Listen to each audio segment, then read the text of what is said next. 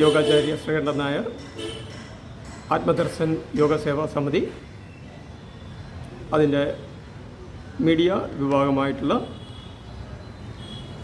ആത്മദർശൻ infinite yoga മീഡിയയിലേക്ക് ഏവർക്കും സ്വാഗതം.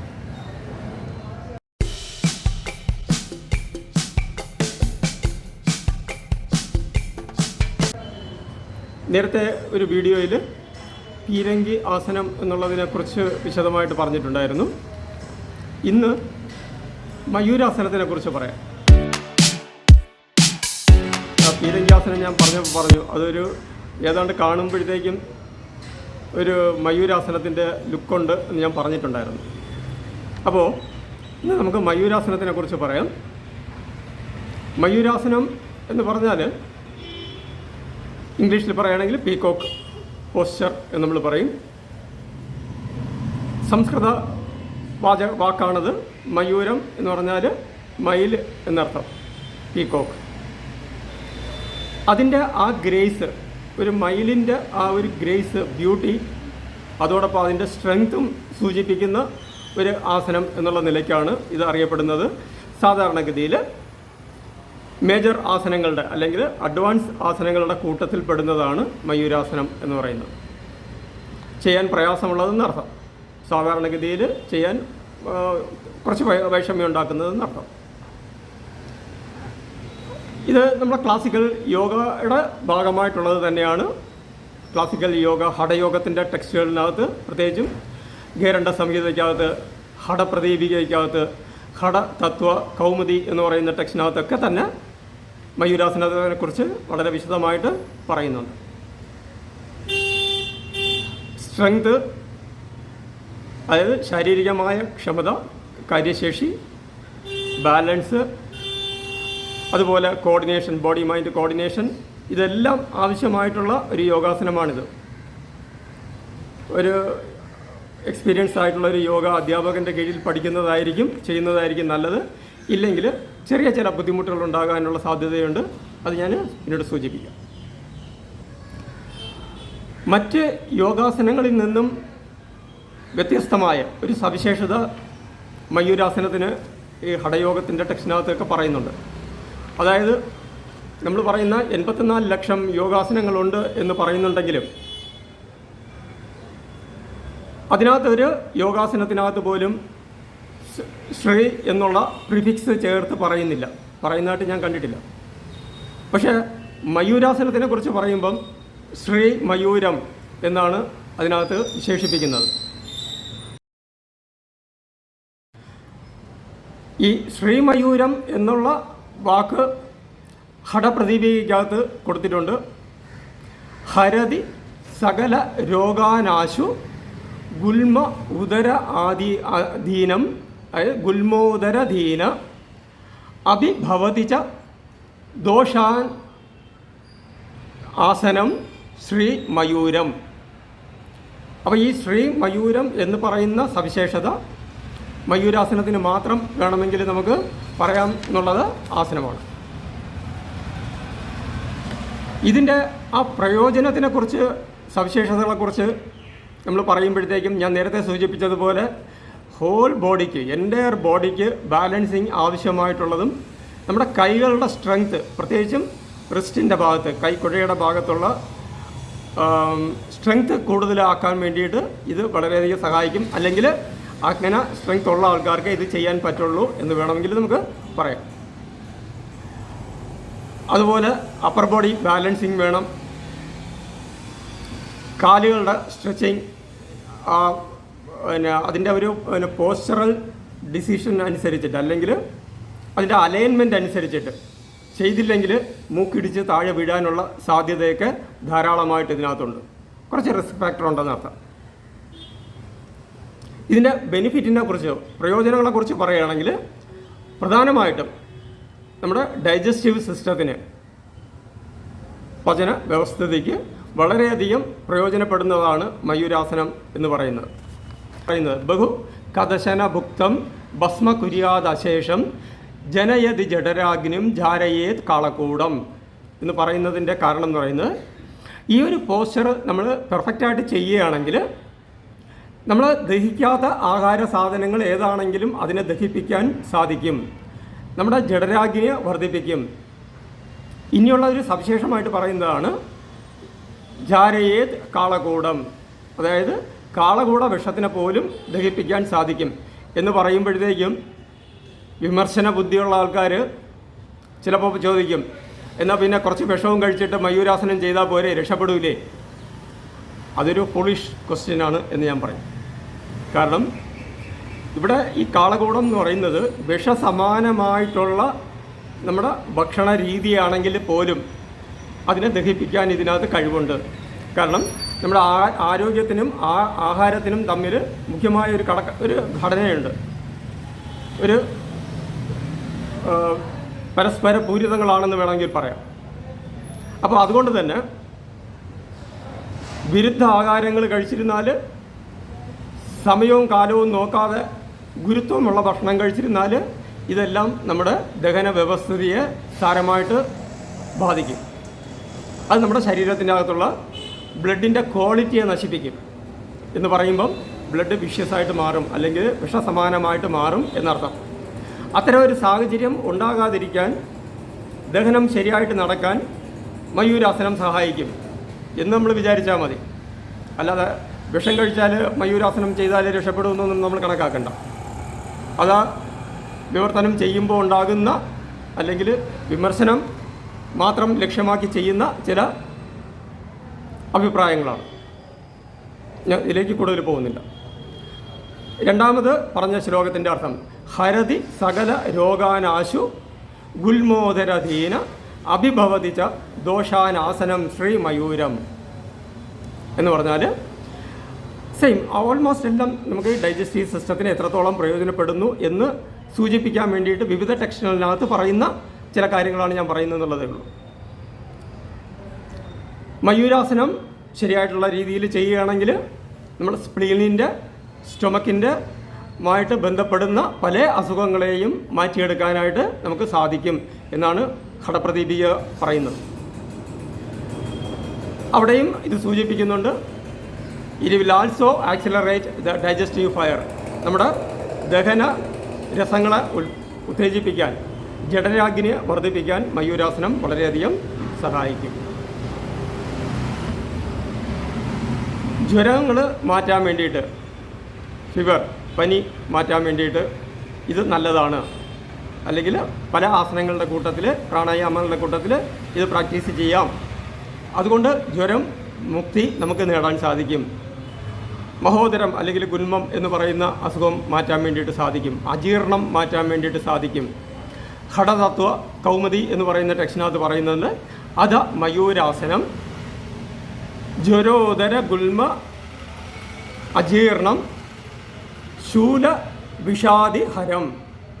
ഇവിടെയും പറയുന്നുണ്ട് ശൂല വിഷം, വിഷാദി വിഷങ്ങളെയും ഹരം നശിപ്പിക്കുന്നത് എന്ന് പറഞ്ഞാൽ ഫുഡ് പോയ്സണിങ്ങിൻ്റെ അല്ലെങ്കിൽ ആഹാരം എങ്ങനെയാണോ വിഷസമാനമാകുന്നത് അതിനെ ഒഴിവാക്കാൻ മയൂരാസനം സഹായിക്കും.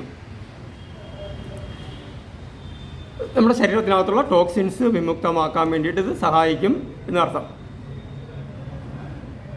ഇത് നമ്മുടെ ശരീരത്തിനകത്തുള്ള അഗ്നിയെ ഉത്തേജിപ്പിക്കും, ജഠരാഗ്നിയെ ഉത്തേജിപ്പിക്കും. അതുകൊണ്ട് ജഠരാഗ്നി മാന്ദ്യം കൊണ്ടുണ്ടാകുന്ന അസുഖങ്ങളെ മാറ്റാൻ വേണ്ടിയിട്ട് സഹായിക്കും എന്ന് പൊതുവിലുള്ള ഒരർത്ഥം നമുക്കിതിനകത്ത് പറയാം. അതുപോലെ തന്നെ കൈകൾക്ക് സ്ട്രെങ്ത് കൊണ്ട് കിട്ടാനും മനസ്സിൻ്റെ കോൺസെൻട്രേഷൻ വർദ്ധിപ്പിക്കാനും ഏകാഗ്രത വർദ്ധിപ്പിക്കാനും മയൂരാസനം വളരെയധികം സഹായിക്കുന്നതാണ്. നമ്മുടെ പ്രത്യേകിച്ചും റിസ്റ്റിൻ്റെ ഭാഗത്ത്, നമ്മുടെ കൈയുടെ ഭാഗത്ത്, കാരണം ഇതിൻ്റെ വെയിറ്റ് മുഴുവനും നമ്മൾ കയ്യിൽ കൊടുത്തിട്ടും, അതുപോലെ പ്രഷർ എൽബോയുടെ ഭാഗത്ത്, എൽബോ നമ്മുടെ പൊക്കിളിൻ്റെ രണ്ട് ഇരുവശങ്ങളിലും വെച്ചിട്ടും ആണിത് പ്രാക്ടീസ് ചെയ്യുന്നത്. അപ്പോൾ അതുകൊണ്ട് തന്നെ വയറിൻ്റെ മസിൽസിന് നല്ലൊരു മസാജിങ് എഫക്റ്റ് ഇതിനകത്ത് കിട്ടും. അതുപോലെ ഡീടോക്സിഫിക്കേഷന് ഇത് സഹായിക്കുന്നതാണ്. അബ്ഡോമിനൽ പ്രഷർ നമ്മൾ കൊടുക്കുന്നത് കാരണം അവിടുത്തെ ഇൻറ്റേർണൽ ഡൈജസ്റ്റീവ് സിസ്റ്റത്തിൻ്റെ എല്ലാ ഭാഗങ്ങൾക്കും ശരിക്കുള്ളൊരു പ്രയോജനം ഇതിനകത്ത് കിട്ടും. ഇത് ചെയ്ത് കഴിഞ്ഞാൽ സ്വാഭാവികമായിട്ടും പല ആസനങ്ങളും ചെയ്യുമ്പോൾ അതിന് ഒരു കോംപ്ലിമെൻ്ററി അല്ലെങ്കിൽ ഒരു സപ്പോർട്ടിങ് ആസനം കൂടെ ചെയ്യുന്നത് നന്നായിരിക്കും. ഇവിടെ ഇതിനെ സംബന്ധിച്ചിടത്തോളം എൻ്റെ ഒരു എക്സ്പീരിയൻസ് വെച്ചിട്ട് പറയുകയാണെങ്കിൽ ബാലാസനം വളരെ നല്ലതാണ്. ഹസ്തപീഠാസനം, ബെഞ്ച് പോസ്ചർ എന്ന് പറയും, ഹസ്തപീഠാസനം നല്ലതാണ്. ഒരു പരിധിവരെ ഭുജംഗാസനം നല്ലതാണ്. അപ്പം ഇത്തരം കാര്യങ്ങളൊക്കെ നമ്മളിത് ചെയ്താൽ മയൂരാസനത്തിൻ്റെ ആ വയറിന് കൊടുക്കുന്ന പ്രഷർ ഒന്ന് മുക്തമാക്കാൻ സാധിക്കും. അതിൻ്റെ കോംപ്ലിമെൻ്ററി ആസനം എന്നുള്ള നിലയിൽ കൂടുതൽ പ്രയോജനം ഉണ്ടാക്കിയെടുക്കാനും സാധിക്കും. ഏതൊരു കാര്യവും നമ്മൾ ചെയ്യുമ്പോൾ അതിൻ്റെ ഒരു കോൺട്രാ ഇൻഡിക്കേഷൻ കൂടെ, അല്ലെങ്കിൽ ആർക്ക് ചെയ്യാൻ പാടില്ല എന്നുള്ള കാര്യങ്ങളും കൂടെ അറിഞ്ഞിരിക്കേണ്ടതാണ്. റിസ്റ്റിന് എന്തെങ്കിലും പ്രശ്നമുള്ള ആൾക്കാർക്ക്, കൈക്ക് അല്ലെങ്കിൽ ഷോൾഡറിന് എന്തെങ്കിലും പ്രശ്നമുള്ള ആൾക്കാർ ഇത് ചെയ്യാതിരിക്കുന്നതാണ് നല്ലത്. BP ഷൂട്ട് ചെയ്ത് നിൽക്കുന്ന സമയത്താണെങ്കിൽ, ഹൈ BP ഉള്ള സമയത്താണെങ്കിൽ ഇത് യോഗാസനം, ഈ മയൂരാസനം ചെയ്യരുത്. ഹെർണിയയുടെ അസുഖം ഉണ്ടെങ്കിൽ മയൂരാസനം ചെയ്യരുത്. അതുപോലെ ഈ അടുത്ത കാലത്ത് നിങ്ങൾക്ക് ഏതെങ്കിലും സർജറി, അബ്ഡോമിനൽ സർജറിയോ അല്ലെങ്കിൽ തൊറാസിക് സർജറിയോ, നെഞ്ചിൻ്റെ ഭാഗത്ത് എന്തെങ്കിലും സർജറിയോ ചെയ്തിട്ടുണ്ടെങ്കിൽ ഇത് ചെയ്യരുത്. അപ്പം ഇത് ചെയ്യാൻ പാടില്ല എന്നുള്ള കാര്യങ്ങൾ വളരെ വ്യക്തമായിട്ട് അറിഞ്ഞതിന് ശേഷം വേണം ഇത് പ്രാക്ടീസ് ചെയ്യാനായിട്ടുള്ളത്. പ്രയോജനമുണ്ട്. എന്നാൽ അത് നമുക്കിപ്പോൾ റോഡിൽ നടന്നാൽ നല്ലതാണ്, റോഡിൻ്റെ നടുക്കൂടെ ആരും നടക്കില്ല, ഒരു പ്രിക്കോഷൻ നമ്മൾ എടുക്കും എന്നർത്ഥം. അതുപോലുള്ളൊരു പ്രിക്കോഷൻ നമ്മൾ എടുത്തിട്ട് ഇപ്പോൾ ഞാൻ ഈ പറഞ്ഞ വിഭാഗത്തിലുള്ള ആൾക്കാർ ഇത് ചെയ്യാതിരിക്കുക. കാരണം ഇത് വളരെ പവർഫുള്ളായിട്ടുള്ളൊരു യോഗാസനമാണ്. ഇത് നമ്മുടെ കൈക്കൊക്കെ നല്ല സ്ട്രെങ്ത് വേണം, വയറിൻ്റെ ഭാഗത്ത് നല്ല സ്ട്രെങ്ത് വേണം. അതുകൊണ്ട് തന്നെ നമ്മുടെ നാട്ടിൽ സാധാരണഗതിയിൽ ലേഡീസിന് ഈ മയൂരാസനം പ്രിഫർ ചെയ്യാറില്ല. അതിന് ചെറിയൊരു വേരിയേഷനിൽ നമ്മൾ ചെയ്യിപ്പിക്കാറുണ്ട്. പൂർണ്ണമായിട്ടുള്ള മയൂരാസനം ചെയ്യിപ്പിക്കാറില്ല. ഇതിന് ഒരുപാട് വെറൈറ്റീസ് ഉണ്ട്. മയൂരാസനം എന്ന് പറയുന്നത് പോലെ തന്നെ മയൂരി ആസനം എന്നുള്ളൊരു ചെറിയൊരു സംവിധാനമുണ്ട്. ഇതിനകത്ത് നമുക്ക് പത്മാസനം ചെയ്തിട്ട് പത്മമയൂരം ചെയ്യാൻ സാധിക്കും. അത്തരം കാര്യങ്ങളൊക്കെ ചെയ്യാം. പക്ഷേ സ്ത്രീകളെ സംബന്ധിച്ചിടത്തോളം പൂർണ്ണമായ മയൂരാസനം നമ്മളെ നാട്ടിലെ പ്രത്യേകിച്ചും, കാരണം ഒരു അബ്ഡോമിനൽ എക്സർസൈസോ അല്ലെങ്കിൽ വെസ്റ്റേൺ കൺട്രീസിലുള്ള ആൾക്കാർ, ലേഡീസ് ചെയ്യുന്നത് പോലുള്ള വർക്കൗട്ടൊന്നും ചെയ്യുന്ന ആൾക്കാരല്ല. അപ്പോൾ അങ്ങനെ ചെയ്താൽ യൂട്രസിന് ക്ഷതം സംഭവിക്കാനുള്ള സാധ്യത ഉണ്ട്, തള്ളിക്കളയാൻ പറ്റില്ല. അതുപോലെ നമ്മളൊരു ഇത് ചെയ്യുന്ന പൂർണ്ണമായിട്ടും ഒരു അലൈൻമെൻറ്റിൽ ചെയ്യുന്ന രീതി ഞാൻ ഇവിടെ പ്രത്യേകിച്ച് പ്രതിപാദിക്കുന്നില്ല. കാരണം ചെയ്യുന്ന ആൾക്കാർക്ക് ഇതറിയാം. അറിയുന്ന ആൾക്കാർക്ക് അതിൻ്റെ ബെനിഫിറ്റിനെ കുറിച്ച് കുറച്ചുകൂടെ ഒരു വിവരം, ഒരു അഡീഷണൽ നോളജ് എന്നുള്ള നിലയിൽ പ്രൊവൈഡ് ചെയ്യാനാണ് ഞാനിത് ഉദ്ദേശിക്കുന്നത്. കാരണം കൈകൾ നിലത്തൂന്നണം, മുട്ട് മടക്കി, കൈമുട്ട് മടക്കി, അത് നമ്മുടെ പൊക്കിളിൻ്റെ ഇരുവശത്തും വരുന്ന വിധത്തിലായിരിക്കണം. ദെൻ ബോഡി ബാലൻസ് ചെയ്തിട്ട് മെല്ലെ തലയും നെഞ്ചിൻ്റെ ഭാഗവും കാലും എല്ലാം ഒരേ ലെവലിൽ ഭൂമിക്ക് പെർപെൻഡിക്കുലറായിട്ട് വരുന്ന വിധത്തിൽ നമ്മൾ നിൽക്കുന്ന ഒരവസ്ഥയാണ് പൂർണ്ണമായിട്ടുള്ള മയൂരാസനം എന്ന് പറയുന്നത്. അപ്പോൾ ഇതിനകത്ത് ബ്രീത്തിങ്ങിൻ്റെ ഒരു വിശേഷമുണ്ട്. കാരണം നമ്മൾ ആ ഉയരുന്ന സന്ദർഭത്തിൽ അല്ലെങ്കിൽ വയറിലേക്ക് പ്രഷർ കൊടുക്കുന്ന സന്ദർഭത്തിൽ പൂർണ്ണമായിട്ടും ശ്വാസം വിട്ടതിന് ശേഷം മാത്രം ചെയ്യുക. അതാണ് സേഫ്. ശ്വാസം ഉള്ളിലേക്ക് വെച്ചിട്ട് നമുക്ക് കൂടുതൽ പ്രഷർ കൊടുക്കുകയാണെങ്കിൽ അത് ആന്തരികമായ അവയവങ്ങൾക്ക് കേട് സംഭവിക്കാനുള്ള സാധ്യതയുണ്ട്. പൂർണ്ണമായും ശ്വാസം വിട്ടതിന് ശേഷം പൂർണ്ണ അവസ്ഥയിലെത്തിക്കഴിഞ്ഞാൽ, അതിൻ്റെ ആ ഫൈനൽ സ്റ്റേജിലെത്തിക്കഴിഞ്ഞാൽ നിങ്ങൾക്ക് കംഫർട്ടബിളായിട്ട് ബ്രീത്ത് ചെയ്യാൻ പറ്റും എന്നുണ്ടെങ്കിൽ മാത്രം ബ്രീത്ത് ചെയ്യുക. അല്ലെങ്കിൽ അത് വളരെ ചുരുങ്ങിയ സമയം മാത്രം പ്രാക്ടീസ് ചെയ്യുക. അത്തരം ചില സേഫ്റ്റി വയ്ക്കുക.